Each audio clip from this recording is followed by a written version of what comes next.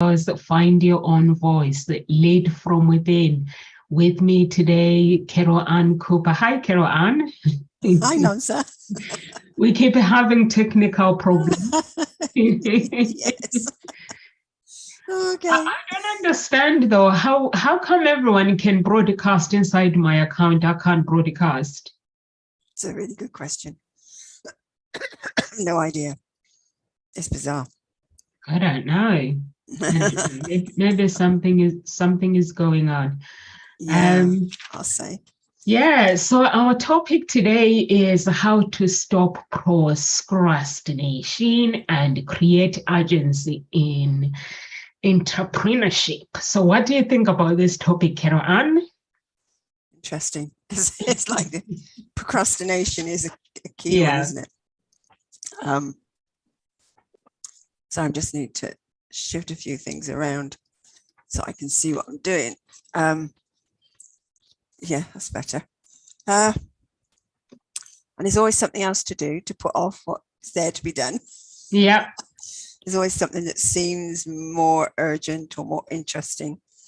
And but that word procrastination, it's taken me a long time to actually go, okay, procrastination. Yeah. I used to hate it when people say, oh, you're procrastinating. And I'm going, I no idea what you're talking about. I hate that word. Stop labeling it, and it is a label. So it's exploring what's underneath the label is really what I'm more interested about. And in one of my books that I'm writing, one of the chapters is called Play with Procrastination. So I actually explore procrastination and look at another way of working with it and being with it, because I believe there's something deeper that's going on. And most people just try to address the surface, which means it never goes away. Yeah. Yeah. Whereas if you can address what's really going on underneath, and stop just giving it a label and an excuse, then you might get more movement forward.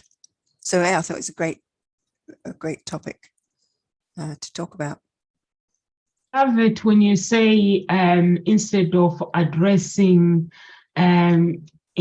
actually not addressing, when you don't address what is underneath, what the problem behind it, and just working on it, it doesn't actually go away. You keep coming back, because everything that we do in life, there's always something behind it. That is when we are being held back, we have to look back and find out where are the roots of the problem and try to cut those roots. There might be a cause why we do the things that we do. So instead of sitting there and thinking that is going to go away, or I'm just going to do some exercises that you watch something on YouTube and you're like, I'm just going to do exercises and it's going to go away. So I think you have a point there, Carol Ann. The thing is, it doesn't go away. Is that sitting and thinking, well, it's as if you're waiting for something else to happen, or it's as if you're waiting for, or maybe you get to a point where, oh, it doesn't matter and I don't need to do it. There's all this sort of that I find is going on in the background, but it's going into my body and feeling where it actually is, because it is more a feeling in my body. It's like there's a tension, there's an anxiety, I can't put words to a lot of it, but I can feel it. It's like there's a resistance. That's the key word. There's something in me that's going, nope, not doing this today. Don't want to do this today. And it doesn't matter what you do. It's like that has the strongest hold. It's like, nope, go back to sleep. Nope, do something else. You're not doing that today. I actually have my phone. On my phone, I set the alarm. I put things in my diary. I put things here, like when I'm working, I put things on the table. What I need to do on the day as I go along, I tick out. Then it has to go on my phone, but it goes on the alarm. If something like I set up alarm at 10 o'clock, I've got to do this 11, half 10, the alarm goes. If I'm still doing something else, I have to in the house. They're like, if I'm working at home, they're like, would you please switch off your phone? I'm like, no, it cannot go off, because I know, Carol Annie, that I'm gonna say this is what I'm gonna do, and I'm not gonna do it. And my children, they know when the alarm goes on. My daughter, my youngest one, she's 7. She goes, "Mommy, it is time to do this now." And I'm like, what is it saying on the phone? She goes, it's time to do this. Do you need help? So then I'm like, I need to help, a reminder to push. Let's do it. So I'll just get up and just do it. Otherwise, it will never be done. So everything that I have to do, it goes to my diary. It goes to my Google app diary, and then it goes here. In that way, I can't ignore it. Honestly, how can I ignore something like that? I can't. I can't. So everything is everywhere. So, and I write notes, everything. It's like, if you look at my desk during the day, you have to mind my mess. So as I go along, I write notes as I go along. When the notes goes, finish, goes to the bin, finish, goes to the bin. Like what you were saying, that hi everyone on LinkedIn, Ngozi Talk Shows family, and YouTube family, and Facebook. We are not on Instagram and Twitter, guys. If you want to actually get involved to the conversation, feel free to get involved to the conversation, because this is a community where you find your own voice, you become your own leader. And also, if you have your own, like how you are dealing with this topic, how you've dealt with the topic, the audience will love to read your comment. Don't just watch, just get involved and just type and get involved to the conversation. Feel free. Yeah, so yeah, that's what I do, Carol Ann. I have everything on my phone, and just keep reminding myself. It's like yesterday I was doing something, and I know I've not done it, and if I didn't do it because I didn't want to not to do it properly, so I left it. But today, I think today is going to be a long day for me, because it's all about finishing the products, like doing things and making sure everything is done. And then tomorrow I'm just going to work a little bit, and then I'll spend the day with my family, see what happens. Okay. Yeah. But as you're saying that you put everything on your phone, you put it in your diary, and then you put it on your phone. In my head, I'm going, oh my goodness gracious me, that does take an awful lot of time up. I can't do that. There's too much time, too much effort. No, actually, you can copy and paste it. It actually does not take time, Carol Annie. You just write it. That's how I get things done. Honestly, that's how I get things done. And if I don't do it, it's actually going to be like, I have to do this. I have to do this. It's like with the clients, when they book. It's kind of weird. With the clients, I never put them on my diary, actually. I just realized now, it's in my head. If somebody books an appointment, I know, like today I'll have an appointment with this person and with that person, but everything else, it has to go to my alarm. In the house, everyone gets annoyed. Yeah. But it's got to be done. And I'm hearing that it works for you, and actually the problem, or what it is for me, it's the story that I put in my head. And this is what other people might think, that immediate, oh my God, I can't do that, it's too much. There's that immediate thought that stops you. Yeah. And it's actually capturing that thought and actually saying, well, is it actually true, or is it a story? And where does that story come from? and then clear, retell the story, or choose to say something different to yourself.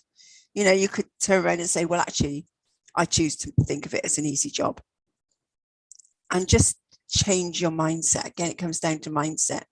But unless you actually capture, you become aware of what the game is that you're playing to yourself, that as you stop in that moment, it will continue to run you. Yeah. And also, what works for one person doesn't always work for somebody else. No, you have to find what you have to find, yeah. That's right. But you need to ask around and find out, well, what do people do? Yeah. And actually, put in that alarm. I'm hearing it works for you, because it's that jingle that's that, okay, time to do the next thing. And I love what you said about you've got them written down on Post-it notes, and then you just, okay, that's done, in the bin. Yeah. That is a great reward, in feeling there. And that actually will, is it dopamine? I think is that reward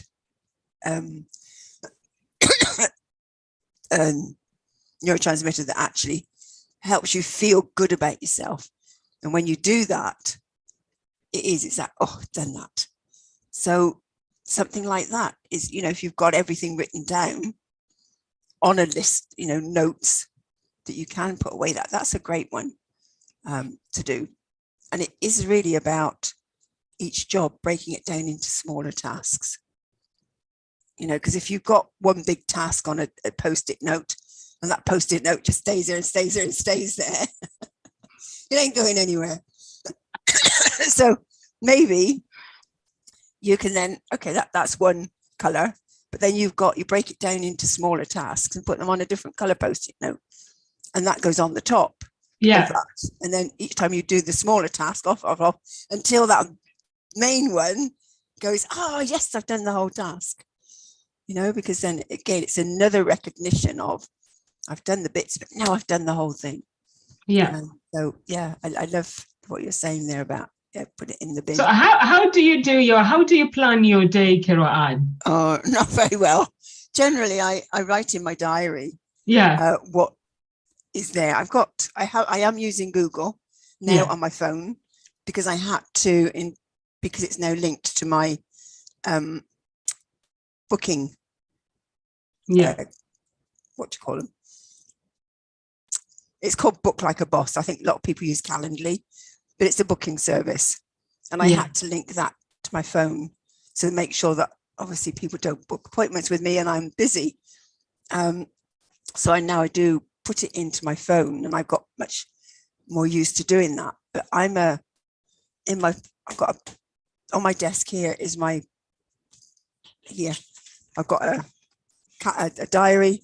It's open at the day, and I literally write in there in different color pens what I need to do, and then I'll take it forward to the next day, or I'll check back. But that's actually how I work at the moment. I could do with maybe planning a bit more. I'm not sure. Planning and me are not best bedfellows. I think diary is enough. You don't want to spend all your time planning and doing things. I think diary is enough, because that is planning, and then you have your calendar. Actually, I have my calendar, which I never use. I use the one on my phone, but for my appointments, I have to remember my appointments in my head, that I have an appointment. Okay. But everything else, I write it down, because I need to make sure that I'm picking the important things first, and do the important things first.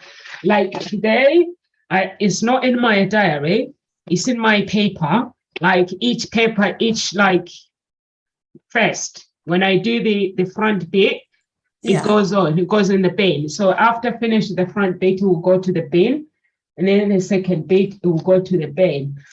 But all the things the reason why I don't put it in my diary is because everything that I write it down, I have to remember things, because in my head, I'm used to it, like memorizing content and stuff.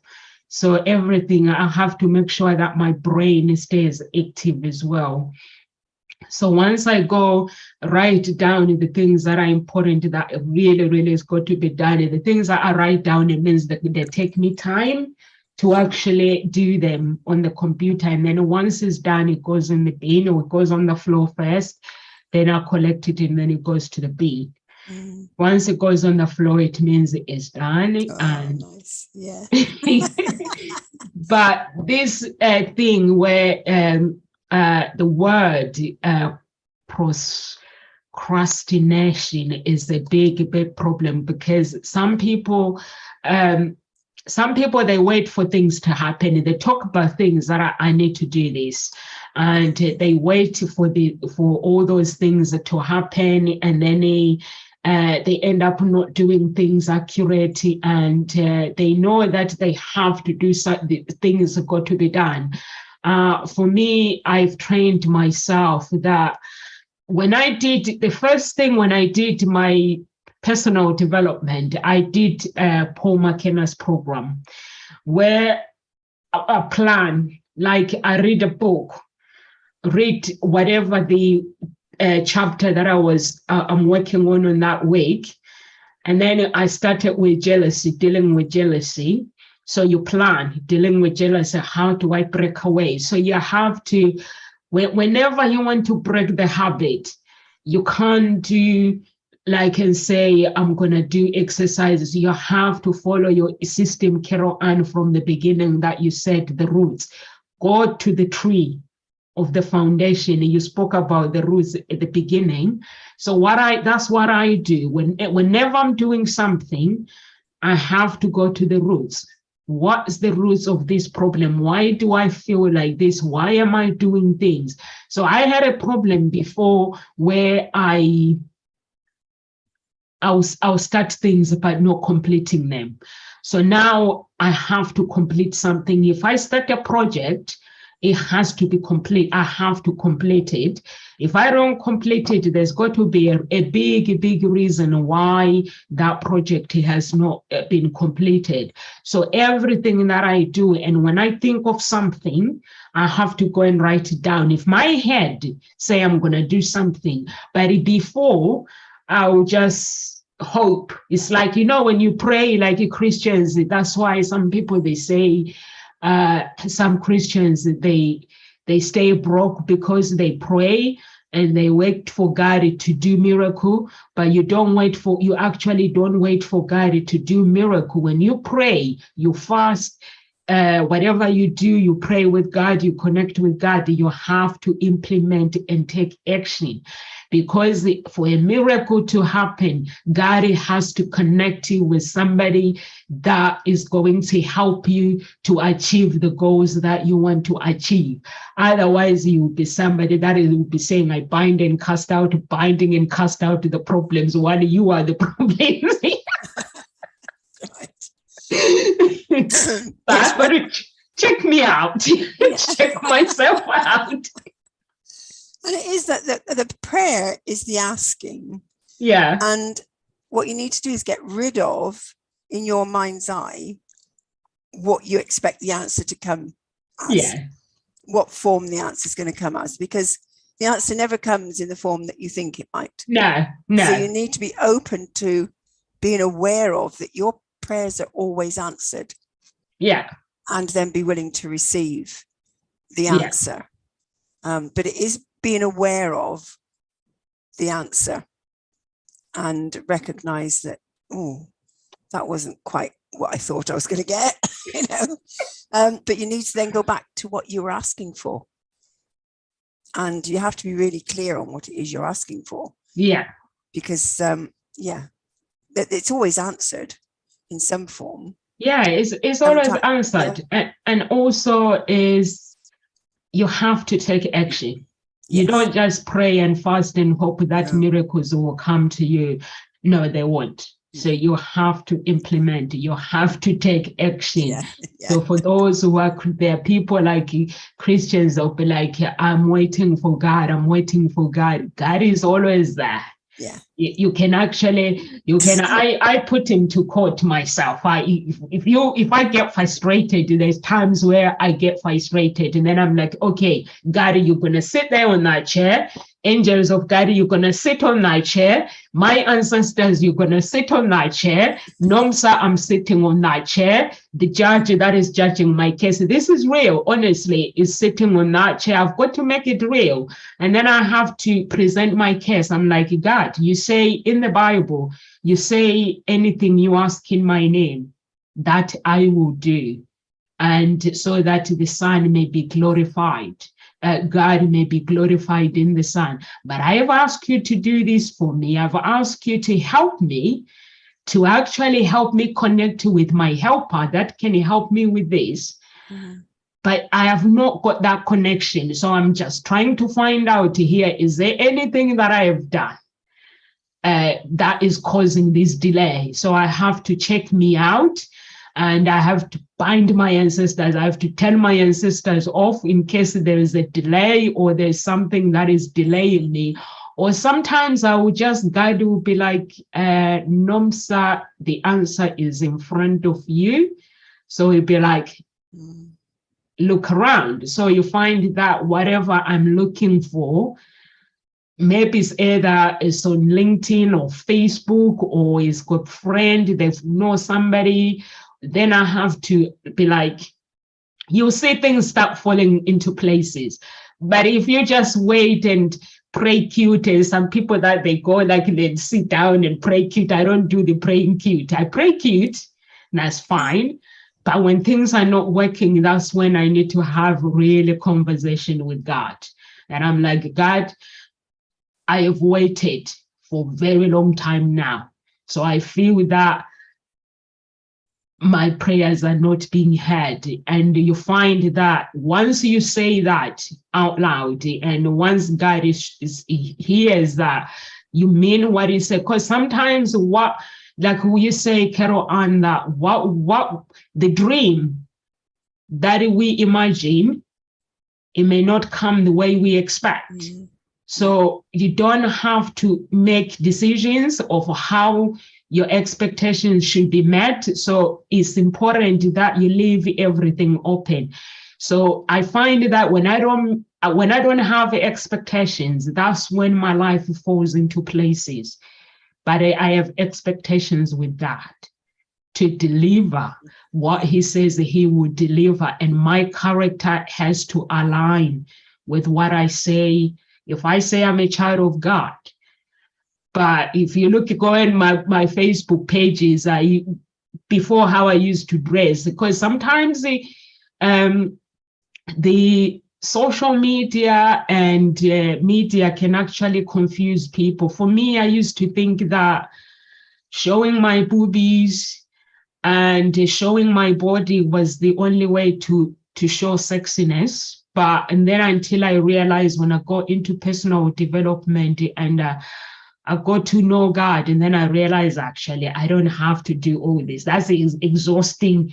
Showing my boobies, taking pictures, putting on social media, but my body is mine. I have to admire it myself. And then I change all that.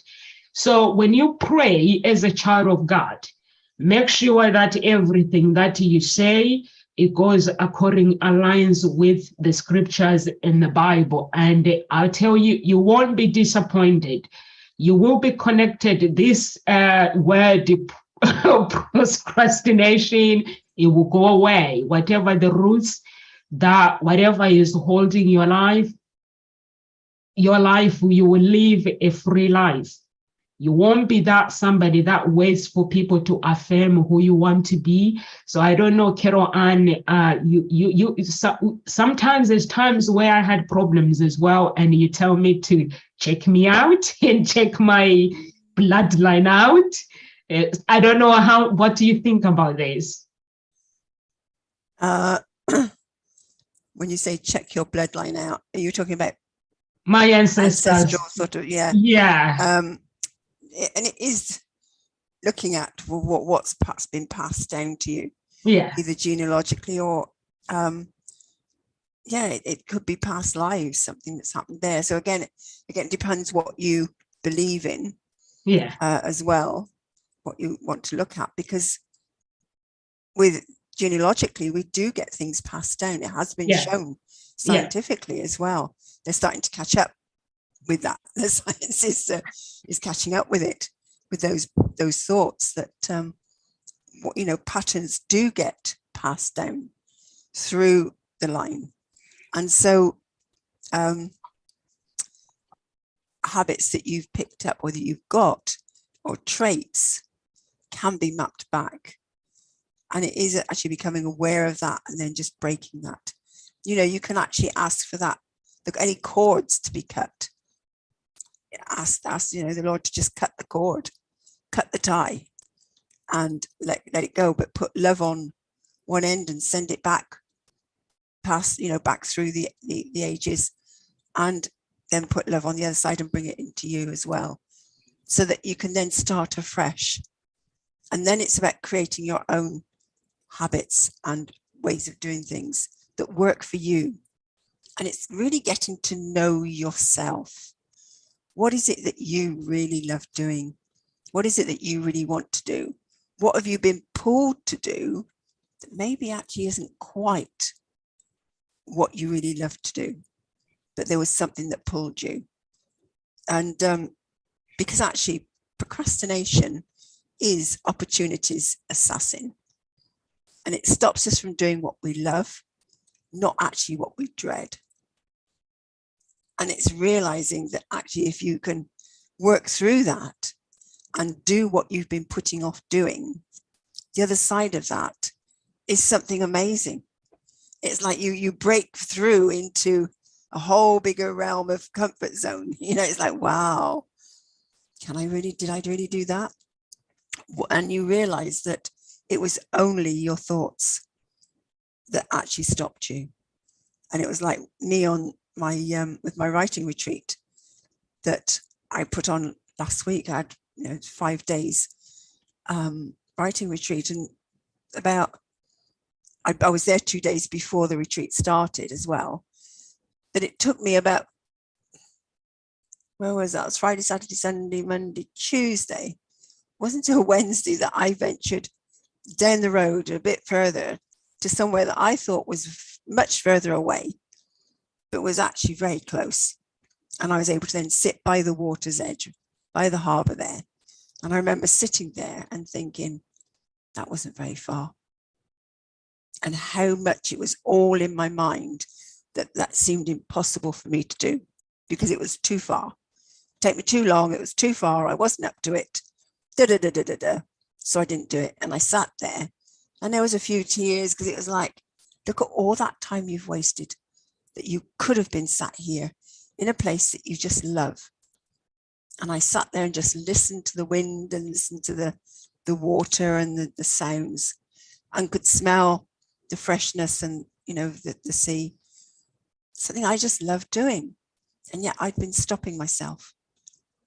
So recognize it is stopping you from doing something you love. And just breathe into it. And as I said before, become aware of it. Maybe do some, write it out, write about it. And my chapter, as I say in my book, about play with procrastination, is about exploring it and playing with it. And I got some activities in there to do as well. And one of them is just write about it. What are you feeling? What is it you want to do that you can't do? And what are you feeling? And what are your thoughts? So that you really get clear on it. And then there's many activities that you can do, either some brain gym activities, some tapping, maybe some meditation. Get up and just go for a walk up the stairs, go and have a shower, come back down again, and then write about it again, and then see how you feel and think, right, attempt that task that you were putting off doing. And it works every time. But what's interesting is the procrastination in actually doing that activity. A friend of mine who does editing of books, so he read my first chapter of my book, and I suggested, that he worked through it.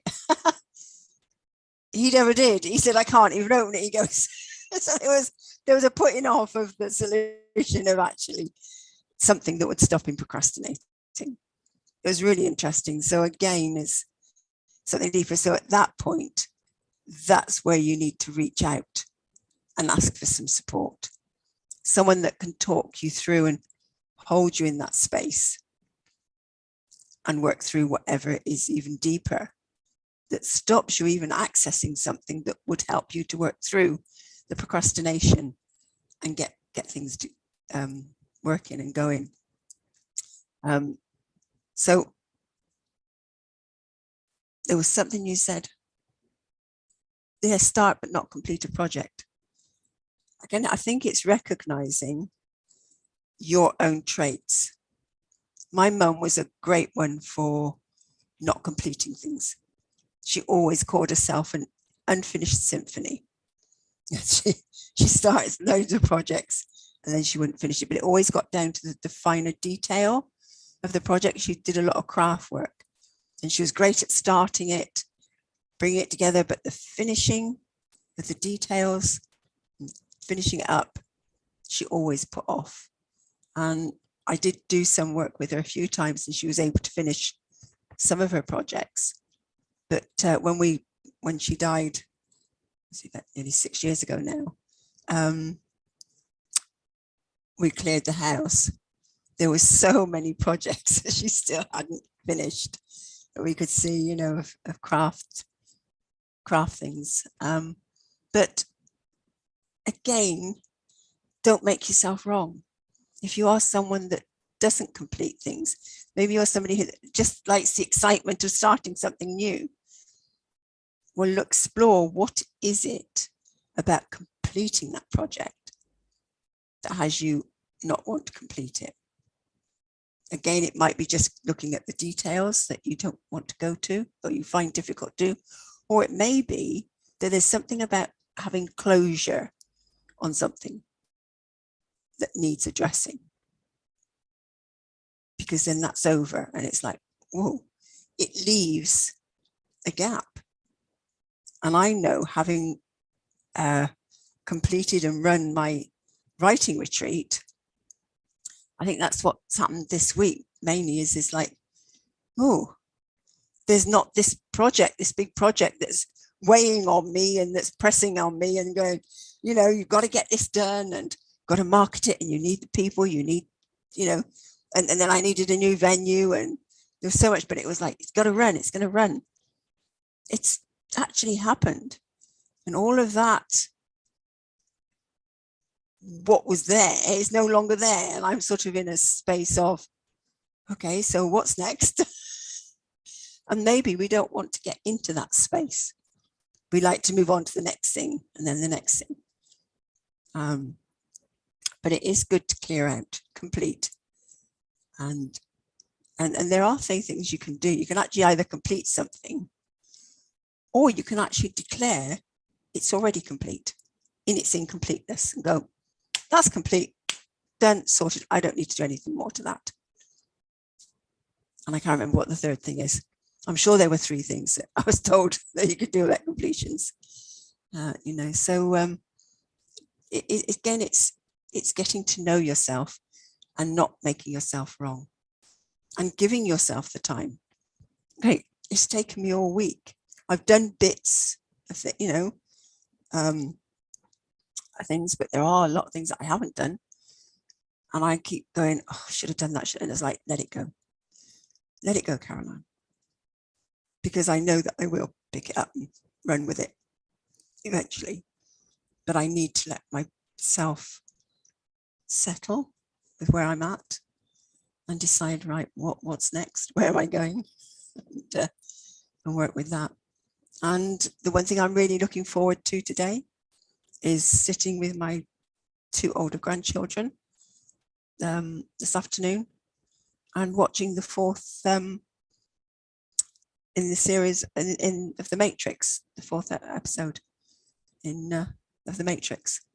We've watched the first three, and now we're going to watch the fourth one. So it's really nice to have that time with them to watch that. So I'm looking forward to that, and then see where I go from there.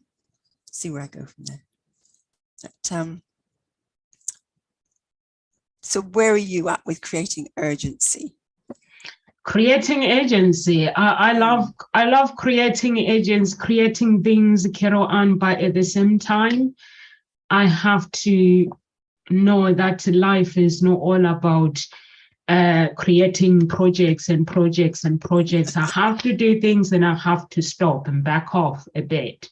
So I do that. I love that when you told the story about your mom as well, because sometimes for me, what I do is that things that helps me out a lot is to look at my parents and look at my grandparents on my mother's side, how they were like, because that could be passed on to another generation.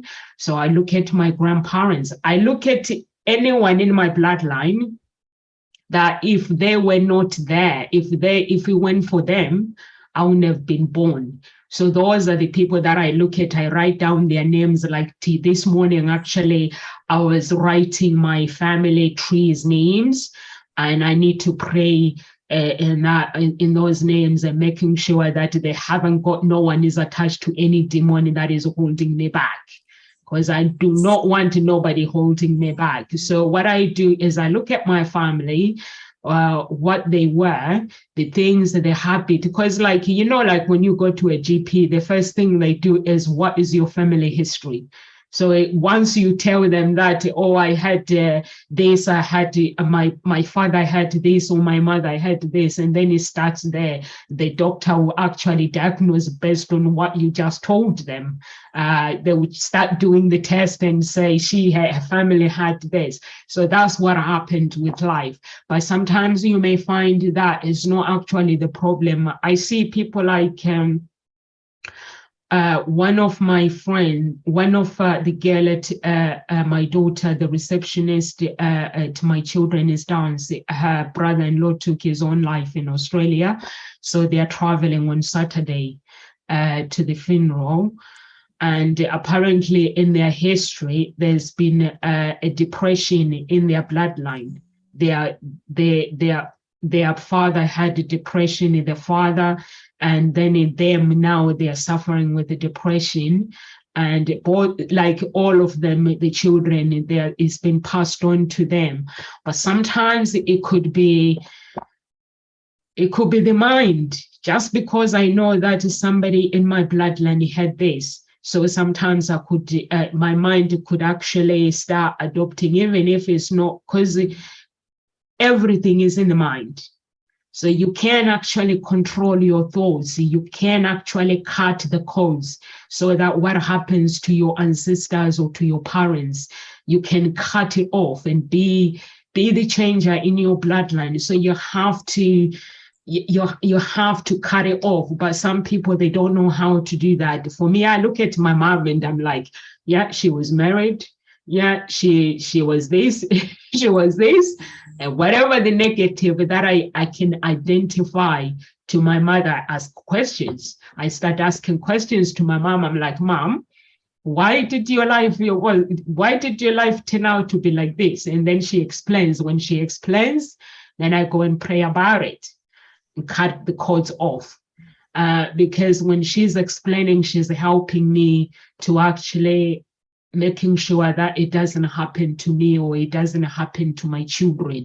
So with this word, procrastination, you can actually look at the roots of your family line, the roots of your parents, your roots. It could be something maybe when you were at school, at university, or maybe it's the habit that you picked up from school, because everything we picked up with the people that we hang out with, they play a part in how our future will become if we let that happen. So you can look at that.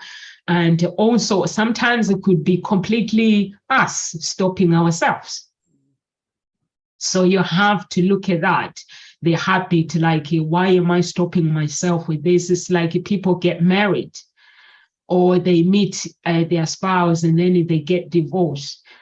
And then after start making things up, like, I can't get married because men are the same, women are the same. So those are the things that we actually make up, but it actually, that's not true. Carol Ann is different, I'm different. And somebody else, a woman that I'm going to meet outside, they're all going to be different. So whatever you're looking for, whatever your character, there's always going to be someone out there who is going to be your potential match. So I don't believe when someone says, I don't want to go out and meet someone because I'm old. Some people use their age. You'll be surprised that so many things people use. Honestly, I had this girl, she's 43, beautiful.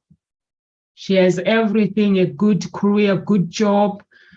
And I'm sitting there, I'm listening to her labeling herself or how she believes that no one will want her because she is 40 something. So I'm thinking, okay, that's enough now. So I had to, honestly, I had to say, I had to transfer her to Rachel. I was like, okay, before you come to me, you need to deal with Rachel first. Because I think you have some things that you need to deal with. First, if you don't recognize how much worthy you are, how beautiful you are, and then that means the dating, it has to be on hold for 1 week. You need to work with somebody before me. Because for me, when I meet someone, I'm like, you're beautiful. I have so many things that I can tell about them, but they have so many things that they've labeled about themselves. So it's us that are stalking ourselves. I'm 44 this year. Yeah, I'm 44, 45 next year. But if I was to become single at the age of 40 or 45 or 40 now, would I still make excuses? If I was to be single, it would be my choice. No, I can't meet someone, or making excuses or saying, I'd love to go out and meet someone, but at the moment, no, I wouldn't make those excuses. Like right now, I told you the other day that I need to create a video, make 1 million in 90 days. And I need to write my business plan. I've started writing my business plan. I did it a few days ago. There's something that is left, a little bit that is left, and then I'll send it someone to proofread it and make sure that is all correct. But writing my business plan has made me realize that there are some things that been in my head that I need to provide for my clients. I have not been able to provide them. So I've had to add them in that business plan.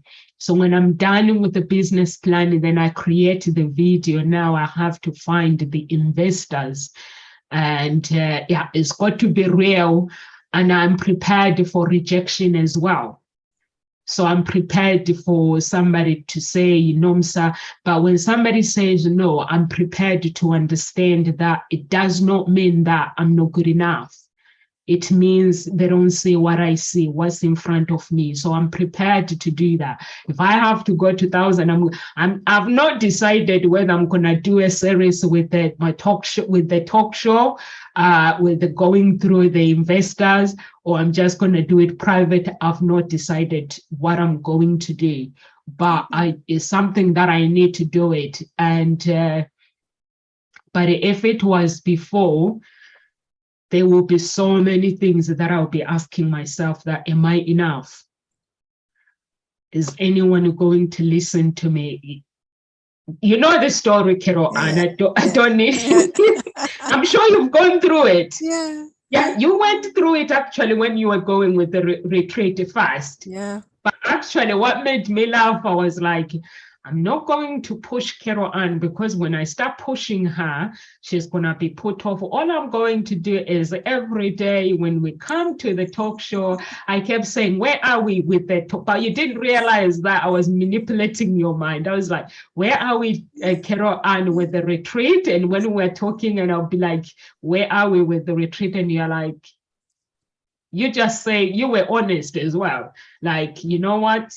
I've decided to put it on hold. I'm like, okay, let's go. And you want to go with me? I'm just going to keep poking you until you go for it. So I kept poking and I kept poking.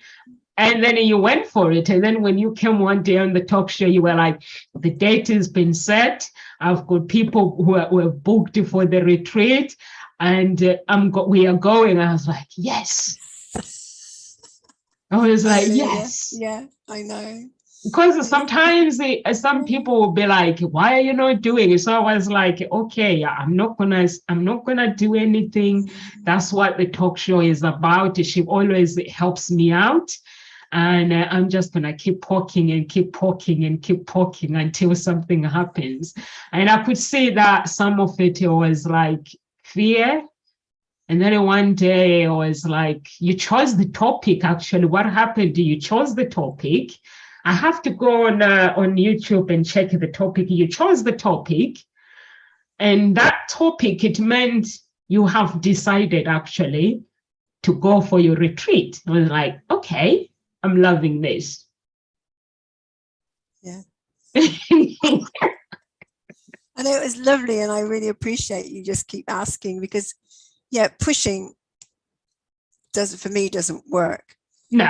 Because I sort of push back, but that interest, it's like, oh, she's interested. She wants to know. And it just kept bringing it up again. And I might not have been thinking about it that week, but you saying about it goes, oh, yeah, where am I? Just kept it alive. And that's what I'm really grateful for. It just kept it alive. And I had other people that were there, and it just kept it alive. And until it actually happened. And that's the main thing. So yeah, it's I do that with my children. I don't push no one. I just poke. I'm like, yep. My daughter, I kept poking. I keep poking. I'm like, oh, you said you're gonna do that thing. How far have you gone? And she'll be like, still thinking about it. I'm like, okay. Yeah. And then I leave alone. Yeah. Then one day, like after 1 week, I'll be like, what's happening? And she'll be like, nah, still doing it. Or maybe one day she comes up, mommy, you'll be really, really proud of me. I'm like, I'm listening. I have decided to actually do this. I'm like, that's awesome. And like the poking works. That's when I've realized with the kids, this thing of pushing and pushing and pushing, it doesn't work. No, it doesn't. Yeah. You need to give them the time to come to it for themselves, because when they decide this is it, going to do it, nothing will stop them doing it. Yeah. And that's, it has to come from within. And that's really what I love about the work that I do. It is that working with the body and your mindset, it's all linked. And when you actually work with that and get to the root of what's holding back, and just ask your body and go, okay, so what do you need to let this go so you can move forward? And you listen for the answer. And when you give your body what it asks for, it goes, oh, thank you. And off it goes. It's absolutely amazing. Amazes me every time. But it is allowing myself to step into that process. And sometimes it'll take a few days. I've identified the goal, and okay, I know I need to do this process. But because I've done all of the processes that I've got so many times over the years, I know them inside out. And very often my body will just work through one of the processes, and then it's like, it's done. And there's another part of me going, no, we're supposed to work through it. And it's like, I've done it.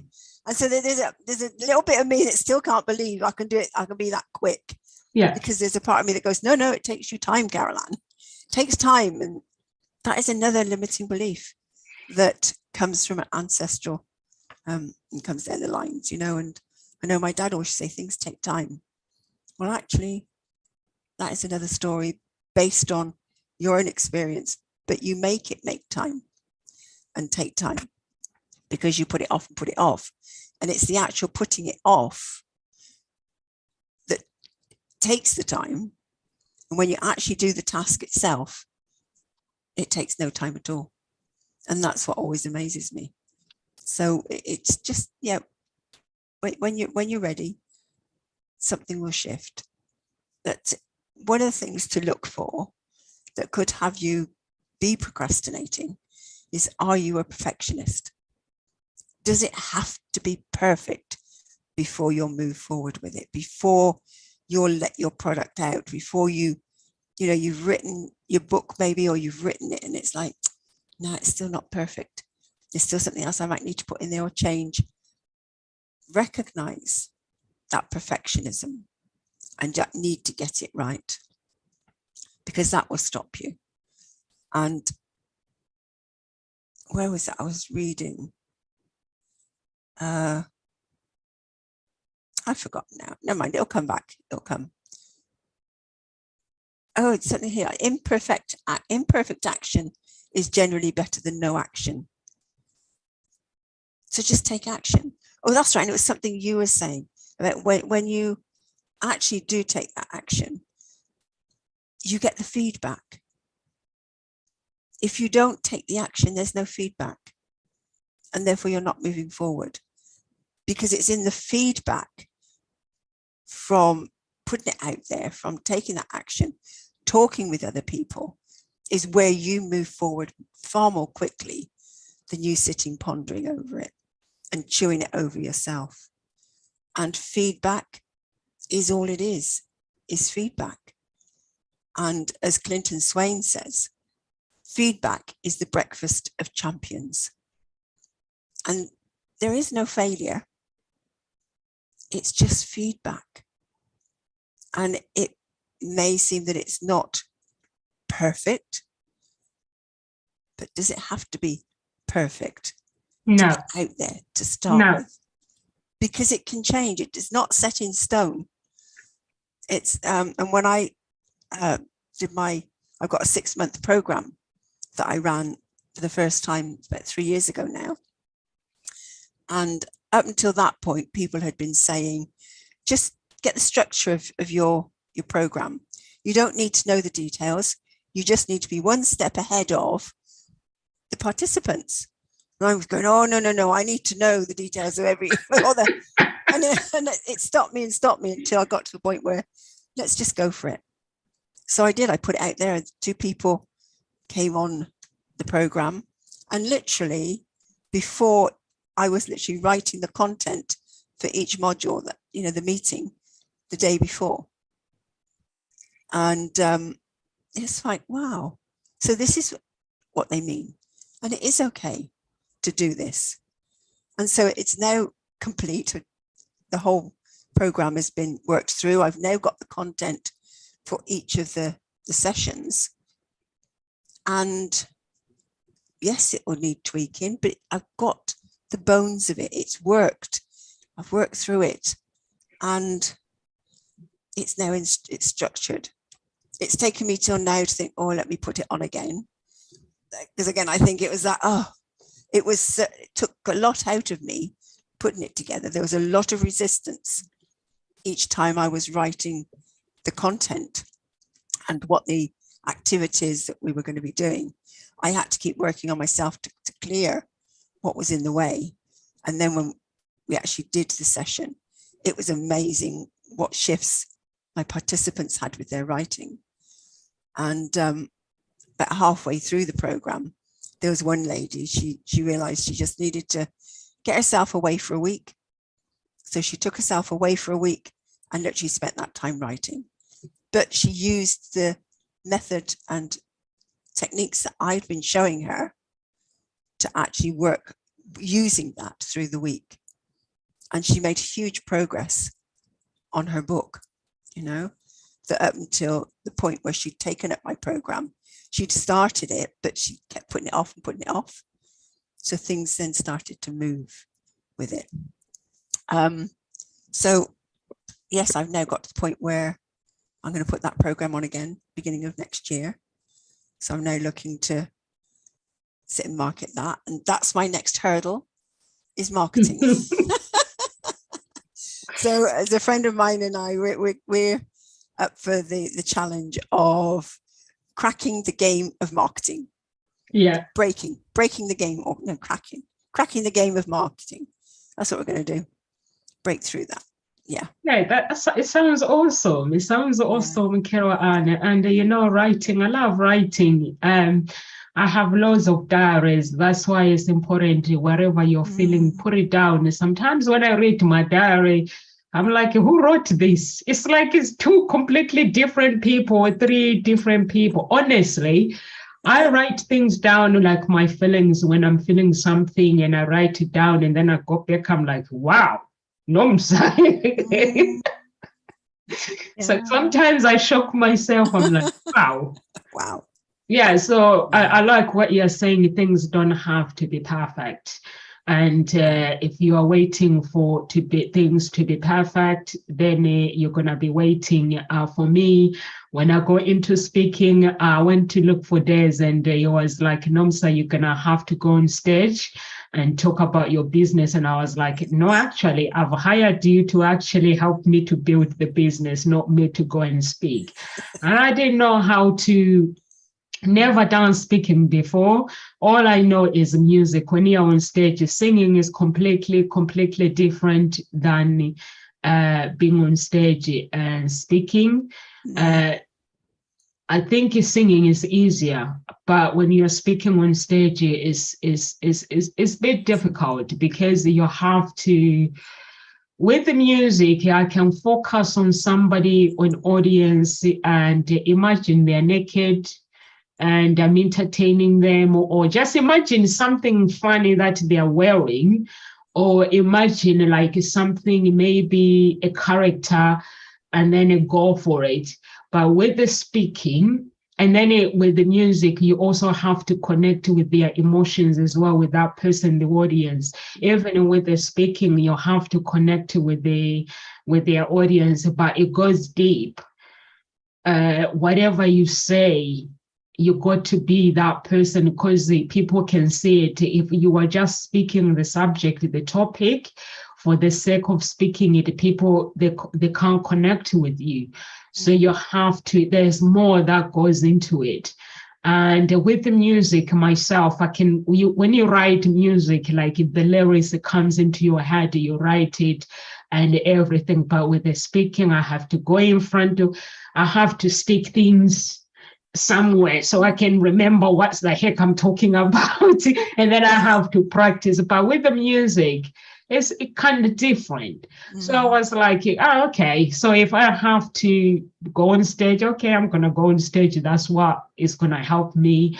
And I didn't know anything about speaking. But when I went on stage, actually people loved my talk. And I surprised myself. Yeah, people loved it, but it wasn't perfect.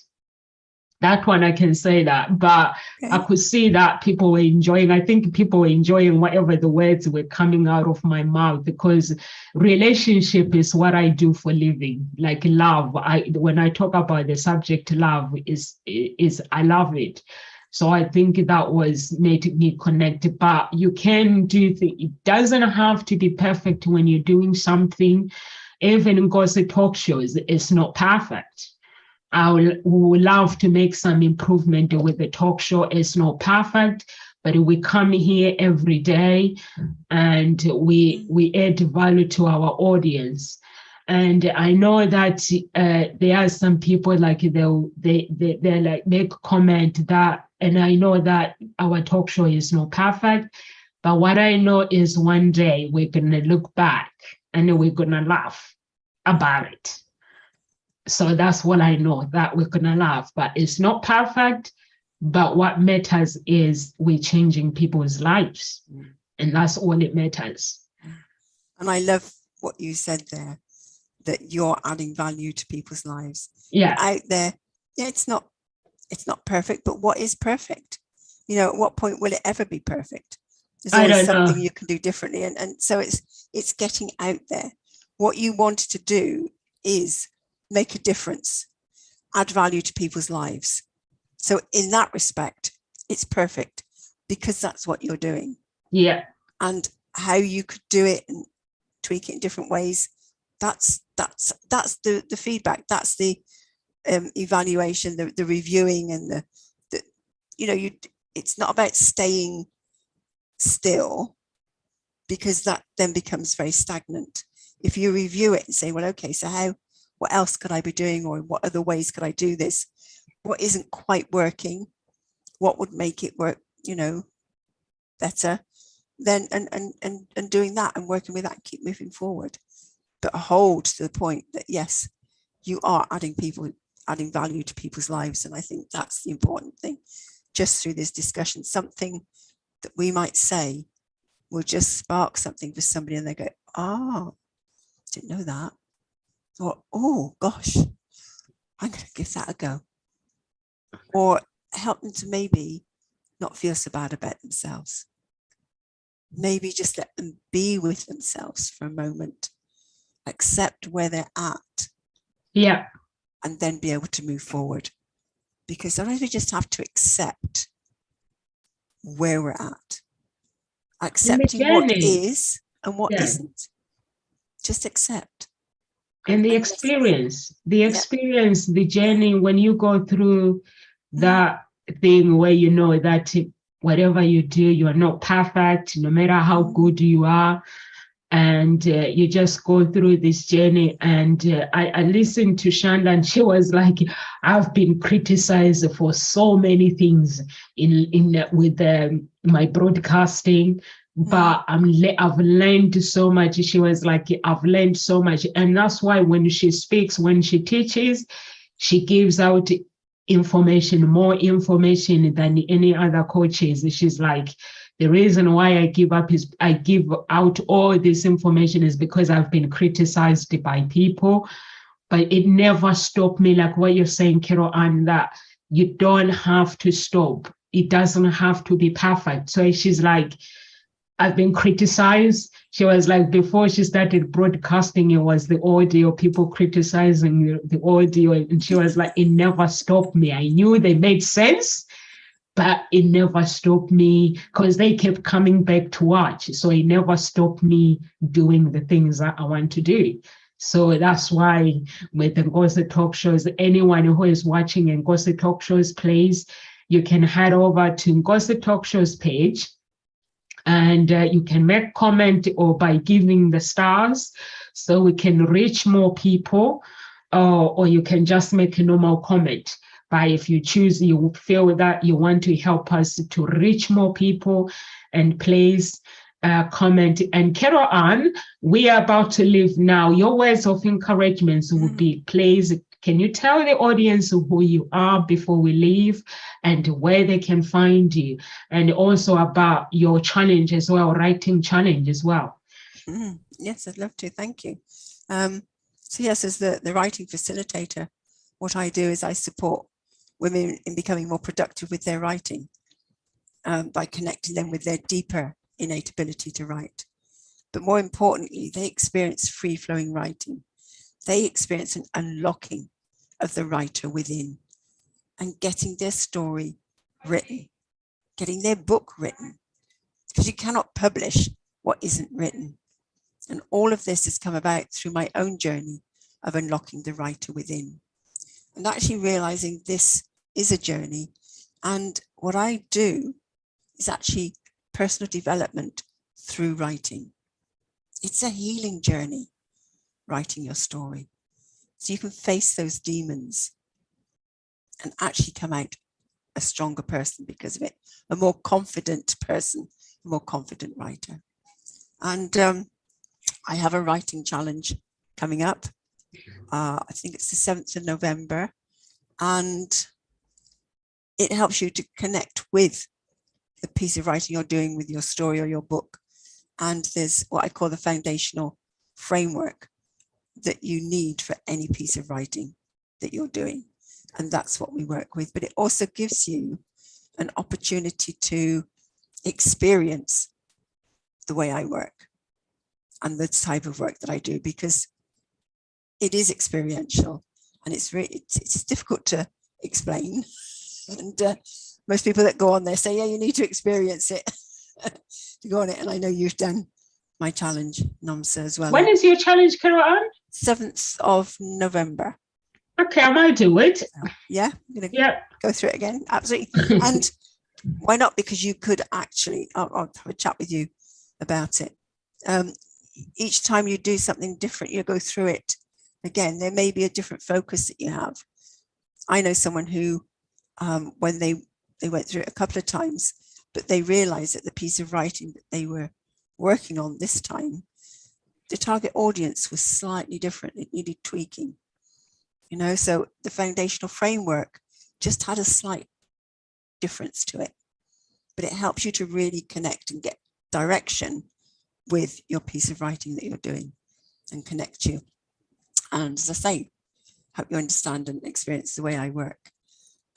So my thing I'd like to leave you with is realizing that it's important to have goals. It's important to have a vision where you want to go, but actually realize, as Roy T. Bennett says, your life is happening right now. Don't let procrastination take over your life. Be brave and take risks. Your life is happening right now. So just live it. And as Nike say, just do it. For me is stay organized, and also go back to the roots. Whatever, if you find yourself procrastinating, doing whatever you're doing and delaying your life, go back to the roots. Everything has the roots of the problem or the habit. Go to the roots and cut the roots. Once you cut the roots, there will be no turning back. And once you cut that roots, create a plan.